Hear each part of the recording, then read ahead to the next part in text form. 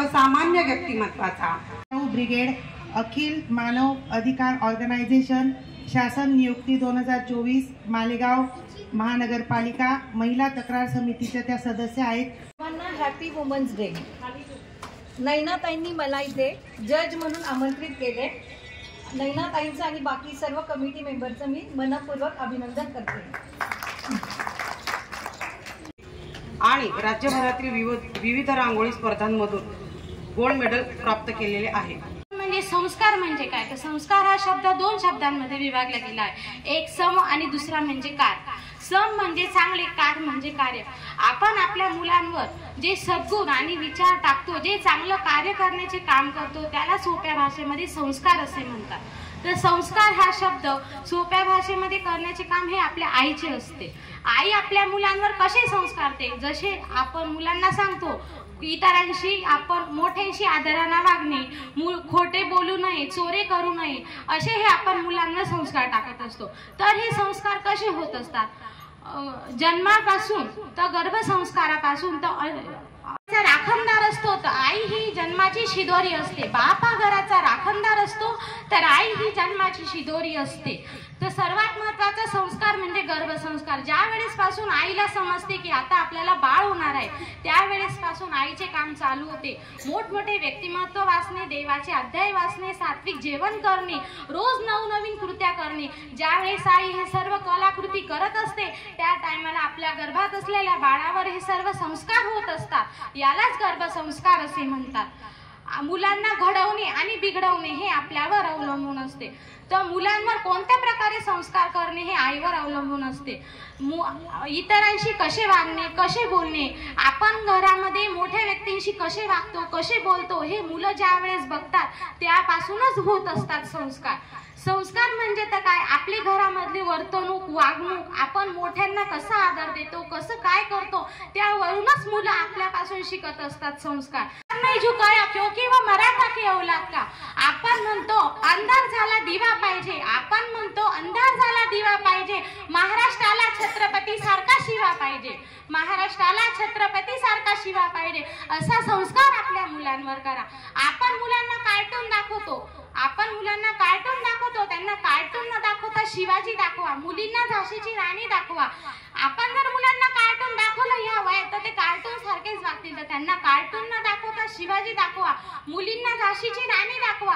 आजकालच्या कलियुगात आपण बघतोय मुलींवर अत्याचार होत आहे. त्या अत्याचाराला रोखण्यासाठी आपण मुलींना सांगा, तुला जर कोणी एक दिली तर तुझ्यामध्ये 2 देण्याची ताकद तुझ्यात असली पाहिजे. असा संस्कार आपल्या मुलींवर करा.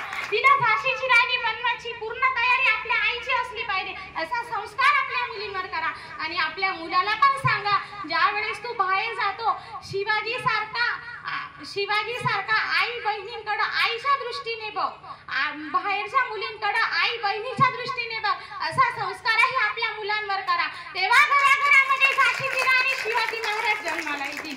की तुझ्या आईच्या संस्काराकडे कोणी बोट नाही उचलला पाहिजे, तुझ्या आईच्या संस्काराकडे कोणी बोट नाही उचलला पाहिजे, असा संस्कार आपल्या मुलांवर करा. म्हणून मी सांगते, सोन्या मोत्यांच्या दागिन्यांपेक्षा अंगावर संस्काराचे दागिने शोभून दिसतात. सोन्या मोत्याच्या दागिन्यांपेक्षा अंगावर संस्काराचे दागिने शोभून दिसतात. असे संस्कार आपल्या मुलांवर करा. धन्यवाद. जय हिंद, जय महाराष्ट्र. प्लास्टिकची सुगंध कुठून येणार, जेवण झाले हॉटेलचे, तंदुरुस्ती कुठून येणार, मनोरंजन झाले मोबाईलचे, संस्कार तरी कुठून येणार. आज आपल्या देशामध्ये पितृसत्ताक कुटुंब व्यवस्था आढळून येते, परंतु घरात मात्र मातृसत्ताक चालते. आज पूर्वी लहान मुलं लहानचे आपोआप मोठे होत असत आणि आपोआपच घडत असत, मात्र आज मुलं ही घडवावी लागत आहेत. एकदा एका ट्रेनमध्ये आई आणि मुलगा प्रवास करत असताना दोन्हीही किती वेळापासून ते जसे बसते तसे वाचन करत होते. हे इतरत्र सर्वांच्या लक्षात आले.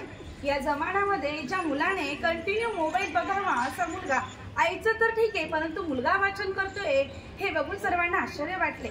न राहल्यामुळे एकाने तर आईला विचारलेच, हे कसं शक्य आहे, आम्ही पण आमच्या मुलांना सांगतो पुस्तक किती महत्वाचं आहे, परंतु तुम्ही असं काय सांगता की ते आम्हालाही सांगा की तुमचा मुलगा एका गडकरी पुस्तक वाचत आहे. त्यावेळेस आईने एका वाक्यात उत्तर दिले, kids don't listen, the just observe. मुलं हे निरीक्षणातून शिकतात. आपण मुलांना काय देतो, काय सांगतो, यापेक्षा आपण त्यांच्यासमोर कसा आदर्श ठेवतो यातून मुलं शिकत असतात. आम्ही तुमची माफी मागते. त्यावेळेस भगवान श्रीकृष्णांनी सांगितले की माफी मागायचीच असेल तर माझी नको मागू, दुर्योधनाची माग. कारण ज्या वेळेस घडवायचं त्यावेळेस घडवलं असतं तर आज ही परिस्थिती निर्माण झाली नसती. आपण घडवत असतो की बिघडवत असतो. आपण दुसरा मुद्दा म्हणजे प्रेम हे आंधळ असतं, आपण असं म्हणतो. ते तर कसं, ज्या वेळेस मुलगा आकार घ्यायला लागतो, आई वडील ना लिंग रूप रंग काहीही माहीत नसतं, त्यावेळेस आई वडील इतरत्र सगळे नातेवाईक ते मुलावर प्रेम करू लागतात. म्हणजेच प्रेम हे आंधळं असतं. मग आपण मुलाला जन्म देतो, वेळ देतो का बरं? मुलगा हा शाळेतून येतो, त्याला आईला खूप साऱ्या गोष्टी सांगायच्या असतात. त्याचं शार्पनर हरवलं असतं, काय काय हरवलेलं असतं, त्याला खूप काही सांगायचं असतं, परंतु आई वेळ मारून देते आणि त्याचं काही ऐकत नाही. ज्यावेळेस मुलं ही तारुण्यात जातात, आपण वृद्धापकाळात येतो, त्यावेळेस आपल्याला त्यांच्या वेळेची गरज असते. ते त्यांच्या करिअर मागे धावत असतात आणि नातं टिकवण्यासाठी जपण्यासाठी वेळ दिला पाहिजे ही शिकवण आईकडून मिळालेलीच नसते. मग त्यावेळेस आपल्याला त्यांचा वेळ हवा असतो, परंतु आपण हे बाळकडून त्यांना दिलेलं नसतं. त्याच्यानंतर आपण मुलांना कमिटमेंट करत असतो की काय वागावे. एक गृहस्थ होते, त्यांच्या 4 मुलं होते. त्याचे मोठे अभिमान सांगत, मी एकाला डॉक्टर घडवलं, एकाला इंजिनियर केलं, मी एकाला वकील केलं, चौथा मात्र तसाच राहिला. तिघांचं क्रेडिट स्वतःवर घेतलं, मी त्याला केलं, मी हे केलं, परंतु चौथा मात्र तसाच राहिला. मग आपण हे डिस्क्रेडिट सुद्धा आपण स्वतःवर घ्यायला हवं. आपले मुलं घडवताना आपण डोळसपणे विचार करायला हवा. आणि मी सगळ्यांना सांगू इच्छिते, सगळ्या मातांना, की डोळस पॅरेंटिंग झालं पाहिजे आणि या विषयातून आपण आपल्या मुलांना अतिशय चांगले संस्कार आणि त्यांना डोळसपणे सांगायला पाहिजे ही सदिच्छा व्यक्त करते. जागतिक महिला दिनाच्या सर्व नारींना हार्दिक शुभेच्छा. नारी तू नारायणी असे म्हटले जाते, कारण नारीसेही तो जन्मे रामकृष्ण और हनुमान. म्हणून सर्व नारी शक्तीला माझा प्रेमाचा मुजरा.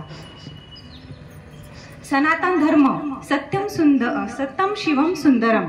सत्य हे सुंदर आहे, हे शिव आहे. म्हणून सत्य म्हणजे काय, सनातन म्हणजे काय, तर जे अनादी काळापासून आहे, ज्याचा विनाश होत नाही, ते सनातन. सनातन म्हणजे आकाश, पृथ्वी, वायू, जल हे सनातन आहे.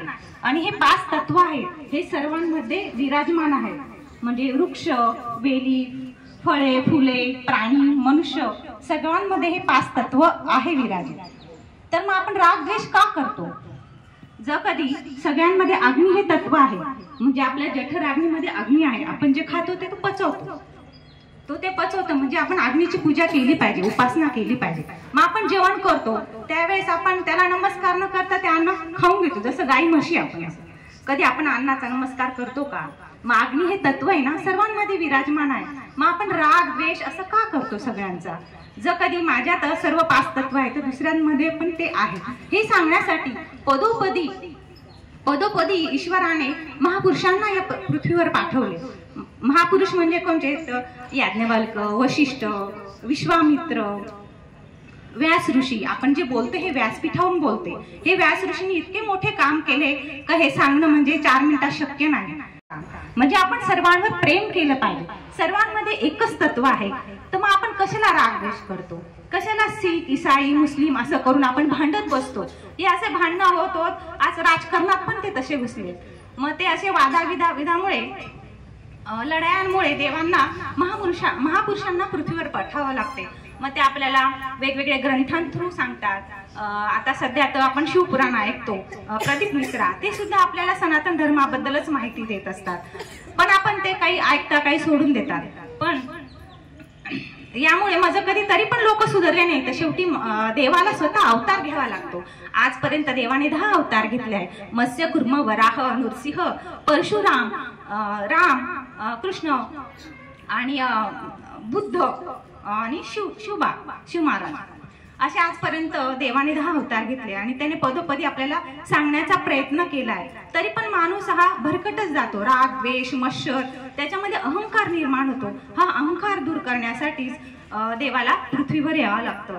आणि सनातन हिंदू धर्म हा श्रेष्ठ आहे.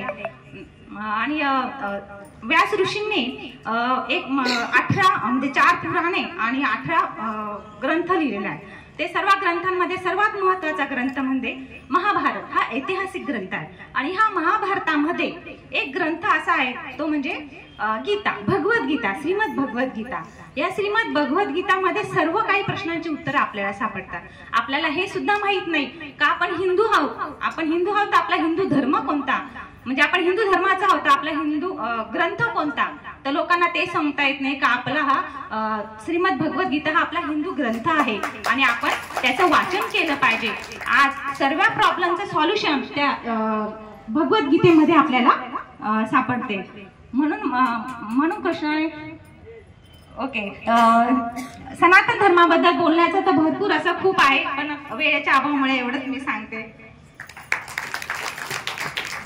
घेतला मी ज्या हिंदू देशाची आहे, मी ज्या हिंदू धर्माची आहे त्या देशात शिवाजी महाराजांनी जन्म घेतला आणि मी ज्या धर्माची आहे त्या धर्मात स्वामी विवेकानंदांनी जन्म घेतला. हिंदू धर्म, सनातन हिंदू धर्म म्हणजे सनातन हिंदू धर्माला सनातन म्हटले आहे. सनातन म्हणजे शाश्वत. हिंदू धर्म हा अतिशय प्राचीन धर्म आहे. हिंदू धर्म हा भारतीय उपखंडातील सर्वात महत्वाचा आणि सर्वात मोठा हा धर्म आहे. आपल्या सनातन हिंदू धर्मामध्ये 36 कोटी देवदेवता आहे.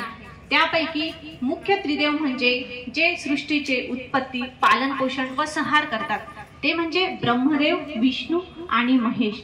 आपल्या सनातन हिंदू धर्मात ओम हा एक असा पवित्र ध्वनी आहे जो आध्यात्मिक ग्रंथाशी जोडलेला आहे. स्वस्तिक हे आपले सनातन हिंदू धर्माचे एक चांगल्या प्रकारे प्रतीक आहे. आपल्या हिंदू धर्मात सत्य बोलणे, अहिंसा करणे आणि प्रत्येकावर क्षमा व दया करणे आणि कोणाचेही मन न दुखवणे हे आपल्या सनातन हिंदू धर्माचे मुख्य हेतू आहे. आपल्या सनातन हिंदू धर्मात म्हटले आहे की मातृदेव भव म्हणजे आईचा आदर करा, पितृदेव भव म्हणजे वडिलांचा आदर करा, आचार्य देव भव म्हणजे गुरूंचा आदर करा आणि चौथं म्हणजे अतिथी देव भव म्हणजे घरी आलेल्यांचा आपण आदर केला पाहिजे. अशा आपल्या सनातन हिंदू धर्माची आज रक्षण करणे ही आज काळाची गरज निर्माण झाली आहे. सनातन हिंदू धर्माचे रक्षण करण्यासाठी सर्वात महत्वाचा मुद्दा म्हणजे कुटुंब प्रबोधन झाले पाहिजे. आपल्या घरातील लहान मुलांना रोज श्रीराम रक्षा, त्यानंतर मारुती स्तोत्र यासारखे स्तोत्र शिकवले गेले पाहिजे. आपल्या घरातील लहान मुलांना कर्ण, राम, कृष्ण, एकलव्य, त्यानंतर सर्वांच्या स्वामी विवेकानंद यांच्या गोष्टी सांगितल्या पाहिजे. परंपरा आहे जसे की पूर्वजांचे श्राद्ध असेल, आपल्या देवीची कुलदेवीची काही सेवा असेल, सणवार असतील, हे साजरे केले गेले पाहिजे. त्याचे अनुकरण आपले मुलं आणि पुढे मुलांचे मुलं करतील. याने संस्कृती टिकेल आणि संस्कृती जर टिकली तर नक्कीच आपला सनातन हिंदू धर्म टिकेल. प्रत्येक घराघरात जर कुटुंब प्रबोधन झाले तर आपला हिंदू धर्म खूप खूप खूप पुढे जाईल. प्रत्येक शाळेमध्ये धार्मिक प्रार्थना झाली पाहिजे. तसेच प्रत्येकाने स्त्री सन्मान केला पाहिजे आणि विशेष म्हणजे स्त्रीभ्रूण हत्या थांबवलीच गेली पाहिजे. गोहत्या बंद झाली पाहिजे. आपल्या हिंदू धर्मात गायीपासून मिळालेले दही, दूध, गोमूत्र, शेण, दही, दूध यापासून बनवलेले पंचामृत हे पवित्र मानले गेलेले आहेत. त्यामुळे आपण गायीचे रक्षण हे निश्चितच केले गेले पाहिजे. तसेच पाश्चात्य संस्कृतीचे अनुकरण आपण केले नाही पाहिजे. जसे की आपल्या हिंदू धर्मात भगवान श्रीकृष्णांनी सांगितले आहे की दुसऱ्याच्या धर्माचे अनुकरण करण्यापेक्षा आपल्या स्वतःचा धर्म हा गुणहीन असला तरी तो श्रेयस्कर असतो. शेवटी मी एवढंच म्हणेल, धर्मो रक्षती रक्षितः, म्हणजे आपण आपल्या धर्माचा प्रचार केला तर आपले रक्षण हे स्वतः देव म्हणजे धर्म म्हणजे देव करेल. नमस्कार. जागतिक महिला दिनानिमित्त आदिमाय आदिशक्ती स्वरूप सर्व सखींना सौस्नेह हृदय राहुरीचे सनमन. माझ्या स्पर्धेचा विषय आहे आईने मुलांवर करावयाचे संस्कार. नाही, आई वडिलांनी मुलांवर करावयाचे संस्कार. बरोबर ना? तर रमाबाई रानडे आणि सावित्रीबाई फुले यांनी जेव्हा स्त्री शिक्षणाचा धुरा हाती घेतला त्यावेळेला त्यांना अत्यंत अडचणींना सामोरे जावे लागले आणि ते कार्य पूर्णत्वास नेण्यास त्यांना खूप प्रचंड त्रास सोसावा लागला. त्यावेळेस कुठलेही सत्कर्म हाती घेतले त्यावेळेला जिद्दीने ते पूर्ण होईपर्यंत मागे न हटणे हा संस्कार त्यांच्या पालकांनी त्यांच्यात रुजवला. बहिणाबाई चौधरी, अरे मानसा मानसा कधी वशीन माणूस, लोभाबाई झाला मानसाचा रे कानूस, असे म्हणणाऱ्या बहिणाबाई कधी शाळेत गेल्या नाहीत, तरी देखील त्यांच्या प्रत्येक कवितेतून त्यांच्यावर झालेले संस्कार आपल्याला बघायला मिळतात. केयुराणी भूषयंती केयुराणी न भूषयंती पुरुष, या श्लोकाचा अर्थ कुठलाही पुरुष अलंकारांनी शोभून दिसत नाही, तर त्याची सुसंस्कृत वाणी आणि त्याच्यावर झालेल्या संस्कारांनीच तो शोभून दिसतो. शिवाजी महाराजांना घडवले ते फक्त आणि फक्त राजमाता जिजाऊ. बाळपणीच त्यांना स्वराज्य हे बाळकडू त्यांना दिले. खाता पिता उठता बसता जागता झोपता स्वराज्य एक स्वराज्य एवढेच त्यांना त्यांनी शिकवले. पण स्वराज्य मिळवित असताना परस्त्री माते समान हा संस्कार त्यांना द्यायला विसरल्या नाहीत. म्हणूनच जेव्हा कल्याणच्या सुभेदाराची सून त्यांच्याकडे नजराणा म्हणून दरबारात पेश करण्यात आली, त्यावेळेला तिच्या सौंदर्याचे वर्णन करताना महाराज म्हणतात, अशीच आमची आई असती सुंदर रूपवती, आम्हीही सुंदर झालो असतो वदले छत्रपती. युगपुरुष म्हणून आपण ज्यांना ओळखतो ते स्वामी विवेकानंद जेव्हा शिकागो येथील सर्व धर्म परिषदेमध्ये बोलण्यास उभे राहिले, त्यावेळेला माझ्या अमेरिकन बंधू आणि भगिनींनो या वाक्याने जेव्हा सुरुवात करतात, त्यावेळेला जगातील प्रत्येक स्त्री आणि पुरुष हा आपला बंधू आणि भगिनी आहे. हे संस्कार त्यांच्या पालकांनी त्यांच्यात रुजवलेले आपल्याला बघायला मिळतात. पंतप्रधान नरेंद्र मोदी जेव्हा जेव्हा कुठल्याही कार्याची सुरुवात करतात तेव्हा ते त्यांच्या आईला वंदन करतात. तर घरातील मोठ्यांना मातृपितृ वंदन करणे कुठल्याही कार्याच्या वेळेला हा संस्कार त्यांच्यामध्ये रुजवलेला आपल्याला बघायला मिळतो. माझी आवडती जोडी म्हणजे जेनेलिया आणि सिनेस्टार रितेश देशमुख. दोघेही जेव्हा सामाजिक जीवन जगत असतात त्यावेळेला रितेश त्याच्या पत्नीला अत्यंत आदराने वागणूक देत असतो. नकळत त्यांच्या मुलांना घरातील स्त्रिया आणि बाहेरच्या स्त्रियांना आदरपूर्वक वागणूक देणे हा संस्कार ते त्यांच्या मुलांमध्ये रुजवत आहेत. सर्वात शेवटी सांगेन साने गुरुजींचं पुनश्च एक अनुभव. जेव्हा साने गुरुजी त्यांच्या आईला घरातील प्रत्येक कामात मदत करत असतील, किचन मधल्या पण अगदी, तर त्यावेळेला गावातील बायका त्यांना बायकी आणि बायल्या म्हणून चिडवत असत. घरी रडत रडत आल्यानंतर श्यामच्या आईने श्यामला समजावून सांगितले की ज्या ज्या वेळेला एखादा पुरुष स्त्रीचे काम करतो आणि एखादी स्त्री पुरुषाचे काम करते त्यालाच लग्न म्हणता. हा संस्कार त्यांच्या पालकांनी त्यांच्यावर रुजवला. बघा, आजच्या जमान्यामध्ये जेव्हा स्त्रियांना आणि पुरुषांना दोघांनाही नोकरी करणं फार गरजेचे आहे, त्यावेळेला हा संस्कार किती गरजेचा आणि किती उपयोगाचा ठरणार त्यांच्या संसाराला सुखी करण्यासाठी. शेवटी एवढेच म्हणेल की जेव्हा जेव्हा जगामध्ये एखादी कुकृत्य घडते, वाईट घटना घडते, त्यावेळेला पटकन त्या माऊलीकडे दोष दिला जातो, तिला जबाबदार ठरवले जाते की आईने कुठे संस्कार दिले, अशी कशी शिकवण दिली. पण लक्षात ठेवा, कुठलंही मूल फक्त आईने संस्कार दिल्याने घडत नसते, तर आई आणि वडिलांच्या संस्कारांनी ते घडत असते. किंबहुना एकत्र कुटुंबामध्ये जर तुम्ही मोठे होत असाल तर त्यावेळेला आई वडिलांव्यतिरिक्त जे घरातील लोक आहेत त्या सर्वांचे संस्कार त्या मुलांना मिळत असतात. एकत्र कुटुंबाचे इथे महत्त्व आहे.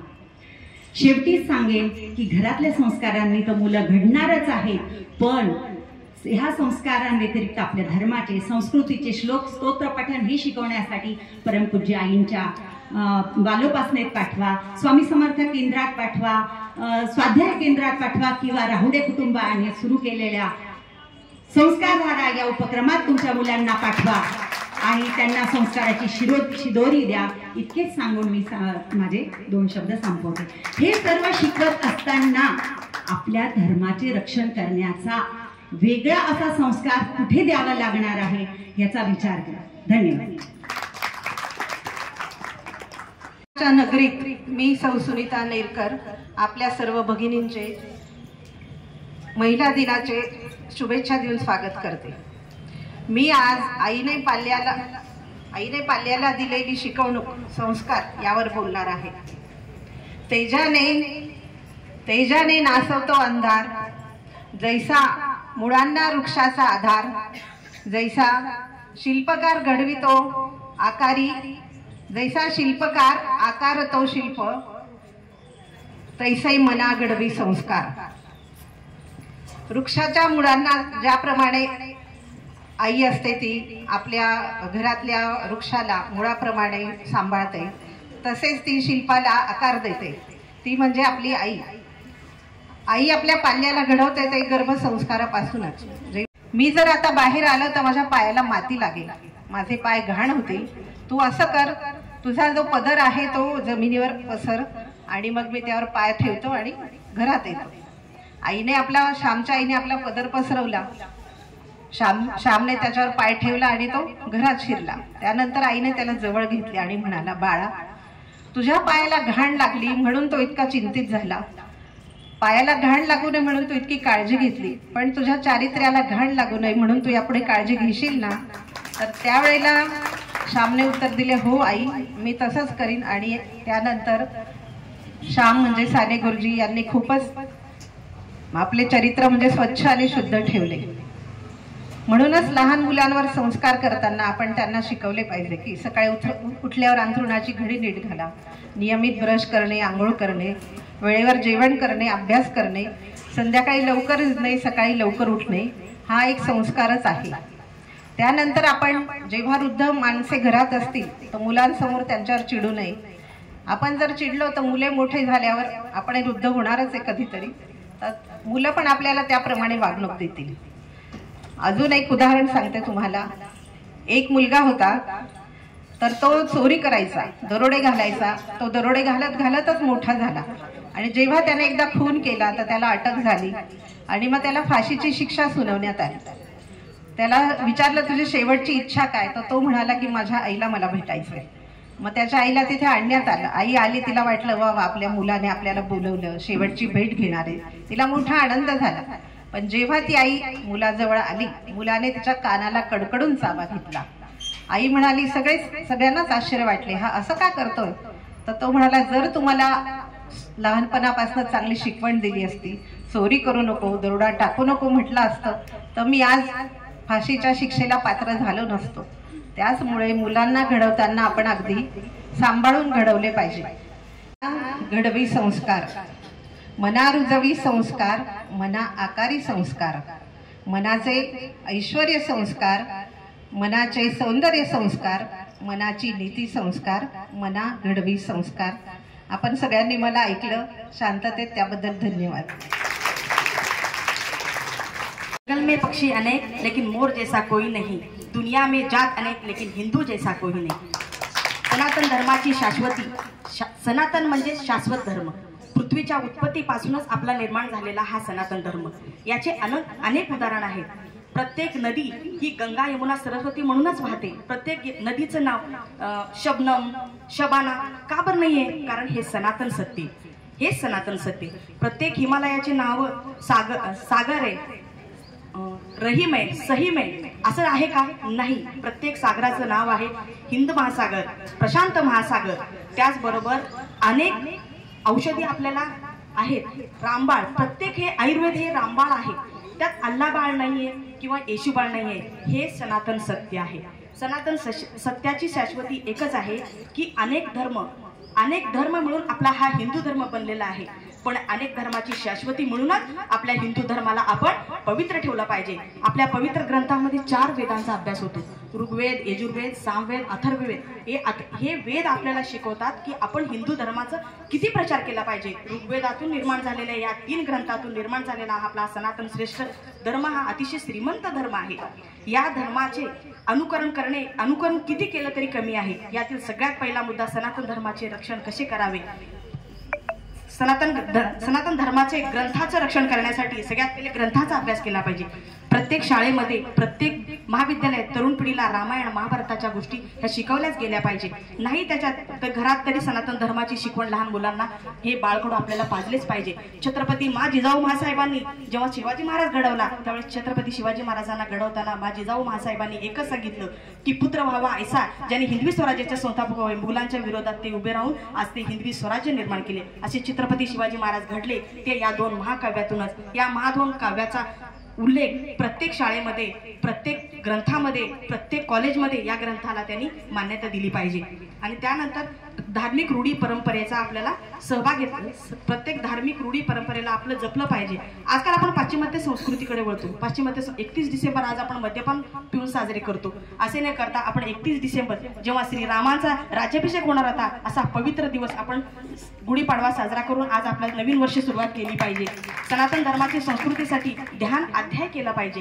कुछ दिनों में हिंदू हैदराबाद छोड़ेगा ऐसा ना हो, इसलिए हिंदुओं ने एक हम दो हमारे दो हा नारा सोडून जागतिक प्रत्येक धर्मग्रंथाचा अभ्यास करून आपण त्या धर्माला आचरण करून आपण आपल्या धर्मग्रंथाला वाचवलं पाहिजे आणि आपल्या धर्माचा प्रत्येक ठिकाणी प्रचार केला पाहिजे. एवढेच बोलून मी माझे 2 शब्द संपवते. जय हिंद. म म्हणजे महान, ही म्हणजे हितकारक आणि ला म्हणजे लाजवंत अशी ही महिला. आज महिला दिनाच्या निमित्तानं आपण सर्व एकत्र आलोय आणि अशा सर्व भगिनींना, महिलांना माझा प्रेमपूर्वक नमस्कार. बघा, विषय इतका सुंदर आहे की आईने पाल्यावर केलेले संस्कार. आईने पाल्यावर केलेले संस्कार, पण आई सुद्धा संस्कारी असली पाहिजे. पहिले ना आई संस्कारी असली तर पाल्य संस्कारी होतील. मग आई कशी संस्कारी होईल? आईने जे काही धर्मग्रंथ वगैरे वाचलेले असतील, बाळ पोटात असताना जे काही केलेलं असेल तर त्याप्रमाणे त्या बाळावर सुद्धा संस्कार होतील. आपल्याला माहिती आहे की आई ही संस्कृती जननी आहे आणि संस्काराची जननी सुद्धा आईला म्हटलेलं आहे. ही भगवंताची उत्कृष्ट कलाकृती आई आहे. आणि ह्या आईला ज्या भगवंताने निर्माण केलेलं आहे त्या अपत्य संकोपनाचं महान मोठं काम ती करत असते. आणि अशा अपत्यांवर संस्कार करणं हे आईचं काम आहे. मग आपल्याला माहिती आहे की शिवाजी महाराजांना जिजाऊने कसं घडलेले की अगदी शिवाजी महाराजांना लहानपणापासूनच जिजाऊंनी सांगितलं भवानी मातेला की हे माते, मला असं पुत्र दे की तो हिंदवी स्वराज्याची स्थापना करेल. आणि त्यावेळेसच असं खरंच जिजाऊंना अगदी शिवाजी महाराजांचा असा पुत्र लाभलेला आहे. आणि त्याला इतके संस्कार दिले जिजाऊंनी की लहानपणापासूनच त्याला सगळं अगदी दांडपट्टा खेळणे, तलवार चालवणे, घोडेस्वार करणे आणि सगळ्या काही गोष्टी समजवल्या आणि त्यांचं धैर्यशक्ती सुद्धा वाढवली. आणि त्या अगदी वयाच्या 16 वर्षातच त्यांनी हिंदवी स्वराज्याची स्थापना केली. तसेच आपल्याला माहिती आहे की सुभद्राच्या उदरात ज्यावेळेस अभिमन्यू होता त्यावेळेस अर्जुनाच्या आणि सुभद्रेच्या गोष्टी चालू होत्या. गप्पा करत असताना की चक्रव्यूह कसं भेदायचं हे सांगता आणि त्या गोष्टी ऐकल्या, परंतु चक्रव्यूहातून बाहेर कसं पडायचं त्यावेळेस सुभद्रा मातेला झोप लागलेली आहे. आणि त्याच्यामुळे अभिमन्यू चक्रव्यूहातून बाहेर पडायचं कसं हे न माहीत असल्यामुळे त्यांना मृत्यू आलेला आहे. दर्शन घेतल्यानंतर मी कोणाचं तोंड पाहिलं असं म्हणायला आपल्याला काहीच कारण नसतं. तसंच पृथ्वी ही आपली आई आहे. आपल्याला 3 माता असतात, भारत माता, पृथ्वी माता आणि आपली आई माता. ह्या पृथ्वी मातेला सुद्धा वंदन केलं पाहिजे. आपण का वंदन केलं पाहिजे तिला? की ती आपलं सर्वस्व काही आहे. सर्वच अगदी जन्मापासून तर मृत्यूपर्यंत आपण पृथ्वीवर सगळं काही करत असतो आणि अशा मातेला सुद्धा आपण वंदन केलं पाहिजे. असं आपण मुलांना सांगितलं पाहिजे. आपण ज्यावेळेस आपल्याला भगवंत 3 दान देत असतो, ज्यावेळेस आपण रात्री झोपेतून उठतो त्यावेळेस आपल्याला स्मृतिदान होतं, सगळं काही आठवतं. आणि ज्यावेळेस आपण जेवण करतो त्यावेळेस आपल्याला शक्ती भगवंत देत असतो आणि त्याचं रक्त बनवायचं काम अगदी केसापासून तर तळपायापर्यंत संपूर्ण शरीरभर रक्त फिरवत असतो. आणि तसंच आपल्याला शांत झोप लागते, ते शांतीदान देतो. हे भगवंत आपल्याला एवढं करतो, मग त्याच्याप्रती कृतज्ञता आपण व्यक्त केलीच पाहिजे. मग ती कृतज्ञता व्यक्त करणे, भगवंताची कृतज्ञता व्यक्त करणे, भगवंताला थँक्यू म्हणणे म्हणजे त्रिकाल संध्या. निसर्गाच्या सान्निध्यात जाऊन सगळ्या ऋषीमुनींनी त्यांना शिकवलेले आणि असे हे आपण बालकांना, आपल्या मुलांना घडवलं पाहिजे. आणि आपले मुलं आपण जसं त्यांना वळण लावू, जसा कुंभार ओल्या मातीचा गोळा कसा घडवत असतो, जोपर्यंत माती ओली राहते तोपर्यंत छान आकार त्याला देतो. परंतु तसंच आपण जोपर्यंत बाळ लहान असतं त्यापर्यंत आपण जसं त्याला सांगू त्याप्रमाणे बाळ असं घडत असतं. आणि अशा ह्या बालकांना घडवायचं काम ही महान अशी आई करत असते. आई वडिलांनी आईने त्यांच्याशी संवाद साधले पाहिजे, त्यांच्याशी गोष्टी केल्या पाहिजेत, बोललं पाहिजे. त्यांचं का योग्य आहे अयोग्य आहे ते कुठे चुकतायत चुकीची सुद्धा त्यांना माफी केली पाहिजे की बाळा तू हे चुकला आहेस परंतु याच्या पुढे तू चुकी करू नकोस असं त्या बालकांना सुद्धा सांगितलं गेलं पाहिजे. मग बालक म्हणजे अगदी मुलं म्हणजे देवाघरची फुलं चव आणि त्यांना जसं घडवलं तसं ते घडवत जातील. अशा फुलांना अशा मुलांना आई कसं घडवत असेल बा. जन्म देणं सोपं असतं पण विचार देणं किंवा त्यांना घडवणं खूप अवघड असतं. आणि अशा मुलांसाठी आपण कसं हे केलं पाहिजे. मग ते आई नेहमी मुलांना सांगत असते आता अतिथी देव हो, आचार्य देव हो, मातृदेव हो, पितृदेव हो.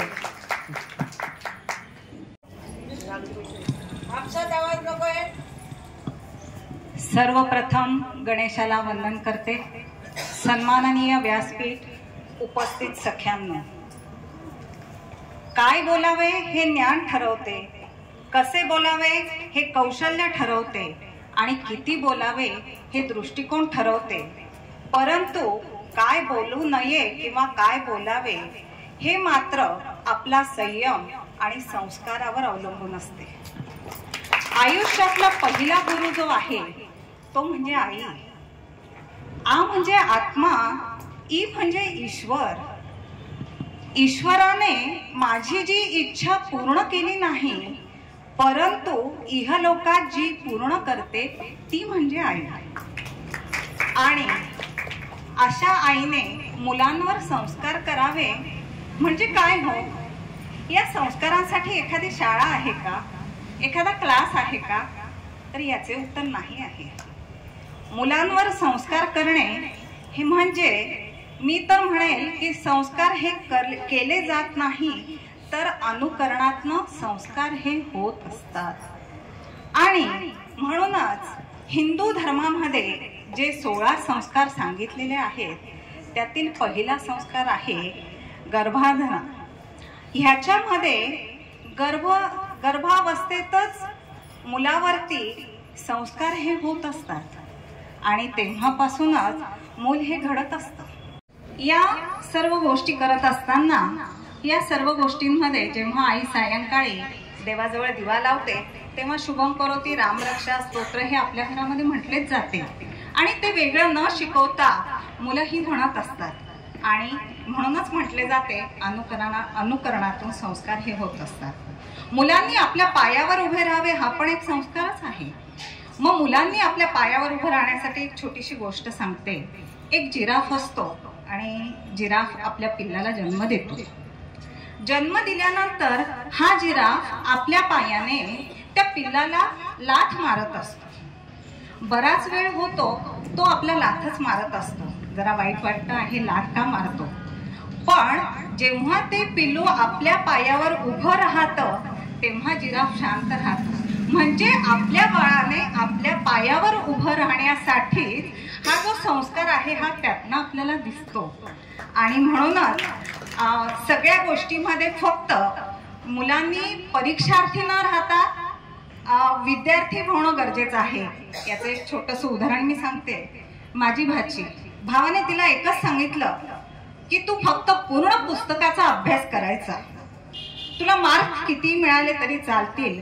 आणि कदाचित ह्याच गोष्टीमुळे ती फर्स्ट अटेम्प्टला CA पास झाली. म्हणजे घरातून जे आहे नकळत संस्कार हे घडवले जात असतात. तसंच मुलांमध्ये साधेपणा आणि सादगीची सवय असावी. बंगला आहे, गाडी आहे, सर्व गोष्टी आहे, पण जर बसने प्रवास करण्याची वेळ आली किंवा शेअर रिक्षाने जायची वेळ आली तर ती मुलांनी करू शकली पाहिजे. मी आता नुकतीच परदेशातही जाऊन आली आणि मुलाकडे असताना कम्युनिटीमधील मॅनेजर सर्वे करण्यासाठी फ्लॅटमध्ये आल्या आणि दाराशी पाहिलेली रांगोळी पाहून त्यांनी विचारले की हे काय आहे. त्यांना आधी डेकोरेशन वाटलं. दाराशी तुळस आहे कुंडीमध्ये, पुढे रांगोळी आहे आणि विचारल्यावरती माझ्या मुलाने जे उत्तर दिलं खरंच खूप मन भरून पावलं हो. तो म्हणाला की ह्याच्याने तो इंग्लिशमध्ये बोलला. मी इतकं इंग्लिश नाही बोलू शकत. ही निगेटिव्हिटी जी आहे येणाऱ्याची ती जाऊन पॉझिटिव्हिटी तयार होते. आणि कदाचित लहानपणी जेव्हा त्याने आईला पाहिलेलं आहे रोज रांगोळी काढते आई आजी, तर हा संस्कार नक्कीच महत्त्वाचा आहे. गुढीपाडवा होता. गुढी उभारण्याच्या वेळेस सुनेला सहज म्हटलं अगं तयार हो ग. ती म्हणते आई नऊवार नेसू का. अरे बापरे, केवढा सुखद धक्का. म्हणजे तिच्या आईने केलेले संस्कार लक्षात आले. माझ्या मुलीचा, ती पण कॅनडाला असते, फोन आला स्वाध्यायाच्या हळदी कुंकवासाठी बोलवलंय गाई. आणि मी साडी नेसून गेली आणि सगळं तिचं पाहिलं. साडी नेसलेली, अंगामध्ये बर्फ बाहेर पडतोय म्हणून कोट घातलेला, ते शूज घातलेले. पण ती मला म्हणते अगं मग ड्रेस घालायचं. मी तिला बोलले नको गाई, स्वाध्यायाचं हळदी कुंकू तिशे कशी जाऊ. आणि त्याच्यामध्ये काय कथा ऐकली हे तिने सांगितलं. खूप धन्य पावले. संस्कार हे असेच असतात हो. कोणाला घडवायचं, मी असं म्हटलं ये रे बाळा इकडे ये, तर संस्कार दिले जात नाही. अशा खूप जास्त गोष्टी आहेत. आपल्याला खूप छोट्या छोट्या गोष्टींमधनं आपली हिंदू कुटुंब संस्था ही सुद्धा समाज रचना जी केलेली आहे ती सामाजिक कार्यासाठी कशी आहे बघा. एक वकील होते, वकिलांचा मुलगा पण वकील होता. आणि ज्या वेळेस त्यांच्याकडे एक देणगी घ्यायला म्हणून एका संस्थेचे कार्यकर्ते आले, त्यावेळेस त्या वकिलांनी सांगितलं तुम्ही दुसऱ्या दिवशी म्हणजे उद्या या. दुसऱ्या दिवशी ते आले आणि त्या वकिलांच्या बायकोने आपल्या मुलाच्या हस्ते 1 लाख रुपयाची देणगी दिली. म्हणजे आपण समाजाचे देणे लागतो, ही जी सामाजिक बांधिलकी आहे याचा नकळत संस्कार जो आहे तिने त्या मातेने दाखवून दिला. तसंच हिंदू आपलं सगळं हिंदू संरक्षण, हिंदू धर्म जो आहे आणि ह्या हिंदू धर्मामध्ये, एक मिनिट फक्त, हिंदू धर्मामध्ये कदाचित माझ्या आईकडून मिळालेल्या हिंदू संस्कारामुळे माझा भाऊ हा राष्ट्रीय स्वयंसेवक संघामध्ये ह्या सांस्कृतिक संघटनेचा प्रांत कार्यवाह म्हणून कार्य करतो आहे. कदाचित तिच्या दिलेल्या बाळकडूमुळेच असेल. या सर्व अशा संस्कारांबद्दल, आणि इथे थोडा 1 मिनिट जास्त घेतला, बोलायला खूप आहे पण त्याबद्दल दिलगिरी व्यक्त करते. धन्यवाद. प्रमुख पाहुणे आणि माझ्या प्रिय मैत्रिणींनो, आज सनातन धर्माविषयी मी 2 शब्द बोलणार आहे. सनातन धर्म हा तुम्ही निर्माण केला नाही, मी निर्माण केला नाही. तो प्राचीन आहे, एक संस्कृती आहे, एक जीवन पद्धती आहे. त्या आज आपल्याला पाप पुण्य सत्य असत्य कोण सांगतोय? धर्मच आपल्याला सांगतोय. पाप करू नका, वाईट करू नका. आपला धर्म इतकं सुंदर आपल्याला सर्व काही सांगत असताना सुद्धा आपल्या धर्मातून दुसरीकडं समजून घ्या तुम्ही काय होतंय. असं कुठेतरी आपण चुकतोय का, आपण कुठे कमी पडतोय का, आपला निष्काळजीपणा कुठे आपल्याला भोवतोय का, याचं आपण लक्ष दिलं पाहिजे. अगदी वास्तवावर मला 2 मिनिटं बोलायचं आहे. बघा, 2च व्यक्ती नाही म्हणणार मी, प्रवृत्ती म्हणेल. एक तर स्वार्थी प्रवृत्ती आणि हलक्या कानाचे आहेत, जे काही म्हणजे स्वार्थासाठी रील अमुक काय बनवतात आणि ते आपण घेऊन पळतो. जसं आपण बघितलेलं आहे, आपल्या लहानपणी आपण एक गोष्ट ऐकायची बघा. ससा तो बोलतो का ढग पडला तो पळतो. पान पडलेला असतो तो म्हणतो ढग पडला, तो पळतो, त्याच्या मागे तो पळतो, त्याच्या मागे तो पळतो. सर्व प्राणी पळतात. आपण तसा विचार केला नाही पाहिजे. कोणी काय सांगितलं आपण घेऊन पळायचं नाही. आपल्या धर्माचं आपलं एवढं सोडून आपण काय इकडे तिकडे पळतोय. आपण आपल्या धर्माचा पहिले अभ्यास केला पाहिजे, आपल्या ग्रंथांचा अभ्यास केला. दुसऱ्यांनी आपल्या ग्रंथाचा आपल्याला सांगावं का. आपण आपल्या जर इतकं हिंदू धर्म आपला इतका ग्रेट असताना आपल्याला दुसऱ्यांची गरज पडते, त्यांनी आपल्याला समजून सांगावं, ही खेदाची गोष्ट आहे.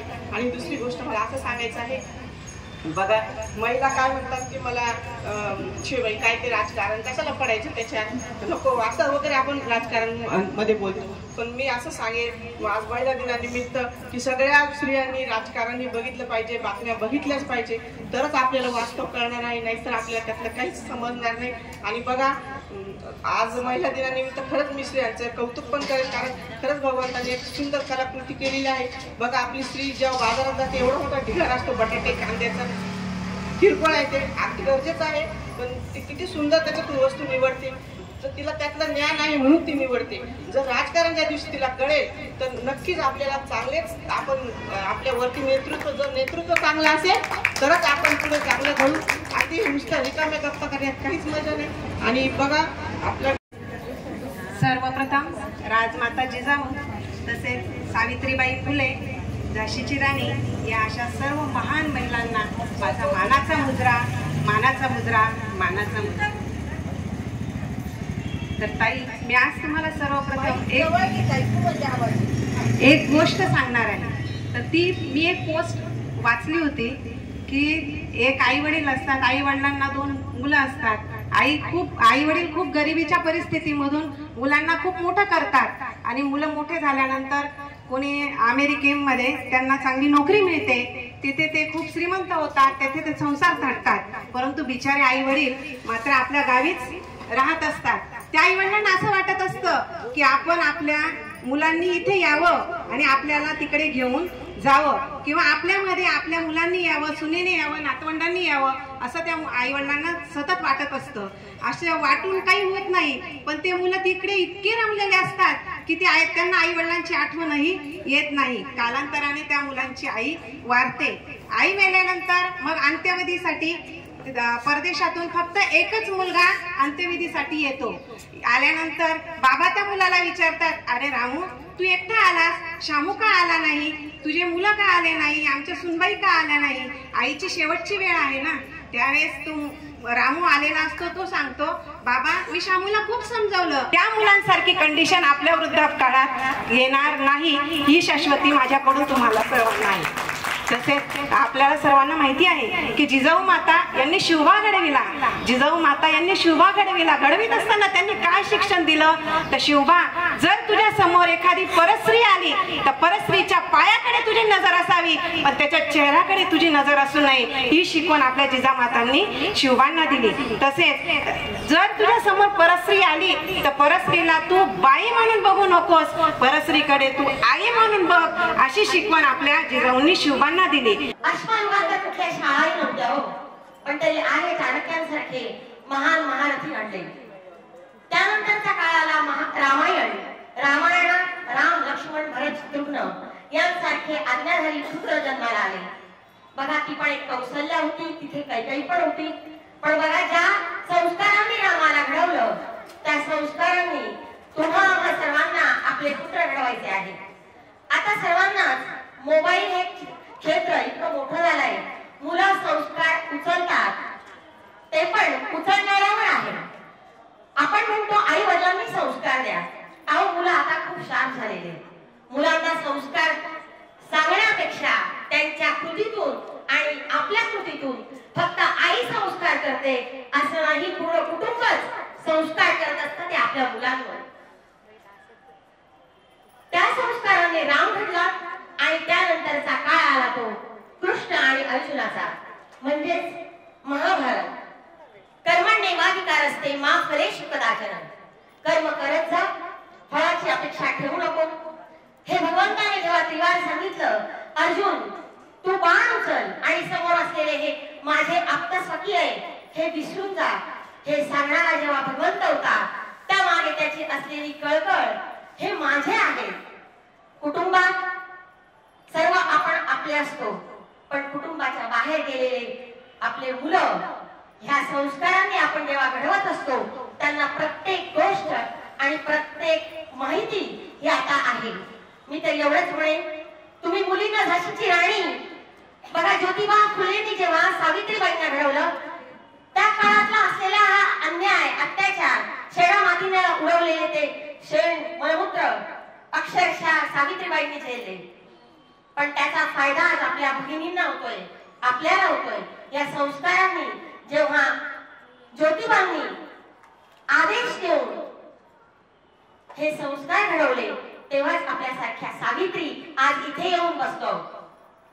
बघा, प्रत्येकाला प्रत्येकाच्या गोष्टीची जाणीव असते, ती फक्त संस्कारातूनच ही पुढे येत असते. आणि या संस्कारांनी लावलेल्या या मातीतून आपण भारतात जन्माला आलो, ही खूप मोठी आपल्या संस्कारांची आणि महापुण्याची एक शिदोरी आहे असं मी म्हणेन. आता मुलं बाहेर गावी जात आहेत, त्या संस्कारांनी ते मुलं बाहेर जात आहेत. माझ्या भगिनींनी आता इथे सांगितलं, दारात काढलेली रांगोळी ही आईचे संस्कार आहेत, पण बाहेर वागताना वडिलांनी दिलेली शिदोरी, कशा पद्धतीने आपल्या पैशाचा विनियोग हा कसा करावा हे व्यवहारात जेव्हा आपले पिता सांगत असतात तो पण उचलतात, ते आपले मुलं त्या संस्कारांची पण तेवढीच गरज आहे. मला वाटतं आपण या संस्कारांच्या या शिदोरीतून आपल्या सनातन हिंदू धर्माला आजच्या या वातावरणात भगिनींनी लक्षात ठेवा, आपल्या मुली कोणते कपडे घालतात, कोणाशी बोलतात, मोबाईलवर काय चॅटिंग चालू आहे हे जर बघितलं तर आजच्या या बाहेरच्या वातावरणातल्या या मुली ज्या अमानुषपणे अगदी समाजाच्या बाहेर फेकल्या जात आहेत त्या नक्कीच कमी होतील. मला वाटतं आपल्या ह्या हिंदू धर्माच्या अगदी कपड्यांपासूनच मुलींना तुम्ही काय घालताय, तुम्ही काय बोलताय, कुठे काय करून आलाय याचा जर थोडा थांब पत्ता घेतला तर मला वाटतं आपल्या समाजातच काय पूर्ण हिंदू धर्माच्या आपल्या भगिनी ज्या आज जिहाद सारख्या या मोठ्या स्कॅन्डलला बळी पडताय त्या नक्कीच पडणार नाही. मला वाटतं एवढं बोलून संपवतो. कुठलाही प्रकारचं काही कोणी बंधन नाहीये, काही नाहीये. आणि मुळात सनातन हिंदू याचाच अर्थ असा आहे की जो शाश्वत आहे, जो पूर्वीच्या काळापासून तयार झालेला आहे किंवा तो आधीपासूनच अस्तित्वात आहे. तर असा हा हिंदू धर्माचं मध्ये खूप मोठे जे संत कवी यांनी योगदान दिलेले आहे. आपल्या हिंदू धर्मामध्ये मोठे मोठे कवी होऊन गेलेले आहेत, जसे की संत कवी कालिदास, नंतर महान संत झालेले आहेत संत ज्ञानेश्वर तुकाराम. तर यांनी हिंदू धर्माच्या प्रचारासाठी अनेक कार्य केलेले आहे. तर मुळात हिंदू धर्म हा केवळ पद्धती किंवा चालीरीती यांच्यावर आधारित नसून त्याच्यामध्ये शरीर, मन, आत्मा यांचे मिलन आहे. पण असा हा शाश्वत असलेला किंवा ज्याला कुठलाही अंत नाही असा असलेला हा सनातन हिंदू धर्म कुठेतरी लोप पावत चालला आहे. आणि याला मला असं वाटतं की आपण काही याच्याने जबाबदार आहोत. कारण की आपण पाहत आलोय की आजकाल आपण पाश्चात्य संस्कृतीचा समावेश आपल्या जीवनामध्ये झालेला आहे. आपण इंटरनेटवर खूप साऱ्या माहिती अवेलेबल असतात, त्याच्यानुसार आपण त्या आत्मसात करतो आणि त्याप्रमाणे वागायचा प्रयत्न करतो. पण आपण कधी पाहिलं आहे का की एखादी ख्रिश्चन धर्माची किंवा एखादी मुस्लिम बाई जीन्स टॉपवर किंवा शॉर्ट्स कपडे घालून कुठे फिरते असं आपण कधी पाहिलेलं नाहीये. पण तेच जर आपण हिंदू धर्मात पाहिलं तर मुली किंवा मुलं पण म्हणा सरस फिरतात.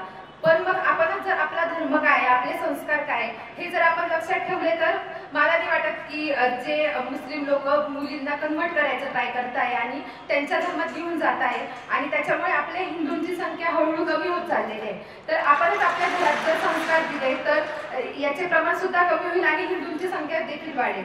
नंतर दुसरं एक मोठं कारण आहे की आपण बघतो की आपण इंटरनेटवर जे बघतो ते आत्मसात करायचा प्रयत्न करतो आणि विभक्त कुटुंब पद्धती हा पण एक मोठा पॉइंट आहे. आजकाल खूप जण शहरात जातात, तिकडे बसतात आणि त्याच्यामुळे त्यांच्यावर आजी आजोबा किंवा जे घरातले मोठे माणसे त्यांचे संस्कार होत नाही. कारण की दोघं आई वडील जॉबला असतात, मुलं दिवसभर मोबाईल खेळतात, ट्युशनला जातात, आल्यावर टाइमपास करतात. पण मग त्यांच्यावर आपले सण काय, संस्कृती काय याच्या पण काही लक्षात राहत नाही. त्यामुळे पण आपल्या जी संस्कृती तिचा कुठेतरी लोप होत आहे. तर आपणच मुलांना घरामध्ये संस्कार दिले पाहिजे, संध्याकाळी श्लोक म्हटले पाहिजे, रामरक्षा आहे ते जर आत्मसात केले तर आपण हिंदू धर्माचे नक्कीच रक्षण करू शकू. आणि एकदम उदाहरण असं आहे की आपण जेव्हा रामभूमीसाठी सगळे लढत होते तेव्हा सगळे हिंदू एकत्र आले, त्याच्यातूनच राम मंदिराची स्थापना झाली. जर सगळे हिंदू एकत्र आले नसते तर आज राम मंदिराच्या ऐवजी बाबरी मस्जिद उभी राहिली असते.